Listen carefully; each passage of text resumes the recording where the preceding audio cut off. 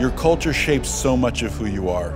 As a kid in New Jersey, I was surrounded by interesting cultural influences. I was raised in a faithful Jewish household, and my family did all the things that faithful Jewish families did. We had Shabbat dinner, we went to synagogue, we held the traditions of our faith and honored our heritage. With my friends, on the other hand, I listened to hip hop, hung out in the streets. Many of my friends didn't understand my heritage or traditions. And at times, I even had some conflict. There was the Jason who was fluent in culture and wanted to explore all that the world had to offer. And there was the Jason who loved his faith. I felt a calling, an unexplainable desire to dig deeper into the unknown. I knew there was something more. This led me to the study of everything from Eastern religion to vague spirituality in pursuit of the truth. But I couldn't find anything that quenched my spiritual thirst. The world can be really noisy, especially for a teenager in the midst of figuring out who he is. Often I would sit on my floor alone and meditate. It was a way for me to just clear my head and block out the noise. One day I was doing just that, meditating alone when everything changed.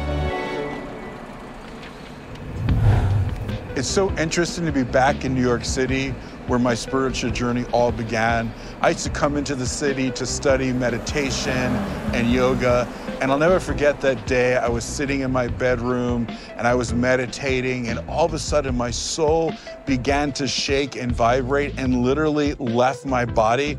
I could see myself go through the roof and into the clouds, and the next thing I know, I was in heaven, and I saw this king high and lifted up, Ram Nisa in Hebrew, and he was shrouded and enclosed in this glory, and my body began to shake under the power of heaven. It was like every cell in my being began to come alive and felt connected in a way that I can't even begin to describe or explain. And as I was standing there in that encounter, I knew that king seated on that throne was Yeshua, that it was Jesus. I knew nothing about him growing up as a Jewish kid, but I knew that was him. And he began to speak to me, and he said, "Jason, many are called, but few are chosen." And I was like, "Lord, am I chosen?" And he's like, "Yes, you're chosen." I was like, wow, I couldn't believe that the Lord would choose me.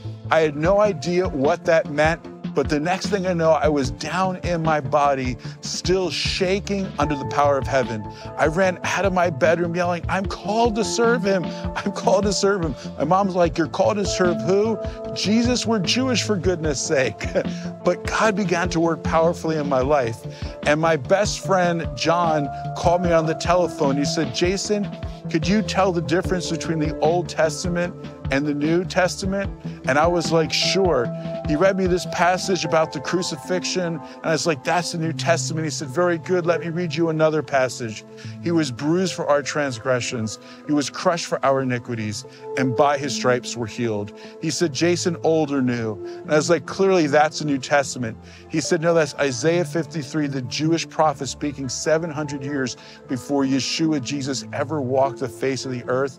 And I began to be provoked to jealousy. So I agreed to go with him to this Messianic congregation where I heard the message of the Messiah, the good news, for the first time. And at the end of the service, I prayed to receive the Lord, had no idea what I had done, but they gave me the first Brit Chadashah, the first New Testament I had ever read, went home and read it, was blown away by all the Messianic prophecies.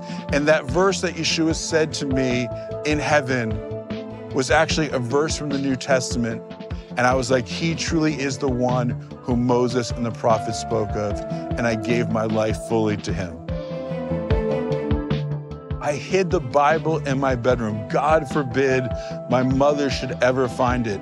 But of course she found that Bible, because you can't hide anything from your mom. She says, "What is this that I found in your room?" She said, "Don't tell me you're one of those Jews who believe in Jesus." And she said, "You got to go meet with the rabbi. He'll set you straight." In preparation for my meeting with the rabbi, I got out my Tanakh, my Hebrew Bible, and I began to search the scriptures. I really wanted to understand, what did the Hebrew scriptures have to say about the Messiah? What was the job description of the Messiah? Was what I believed to be true about Yeshua, Jesus being the Messiah, was it supported by what the scripture had to say? Did he actually fulfill prophecy? And the more I delved into scriptures, something became clear to me. The Bible is the greatest mystery book of all time. Between two leather-bound covers lies infinite secrets split into two.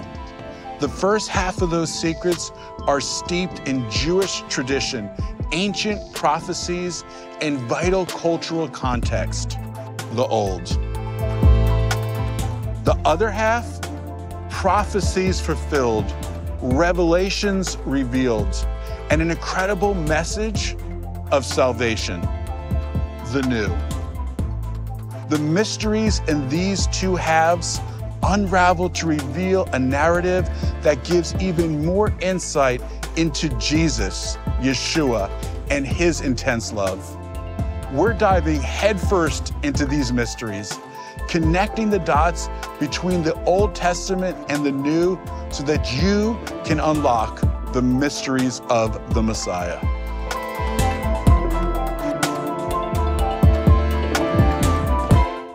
Every book starts with an author.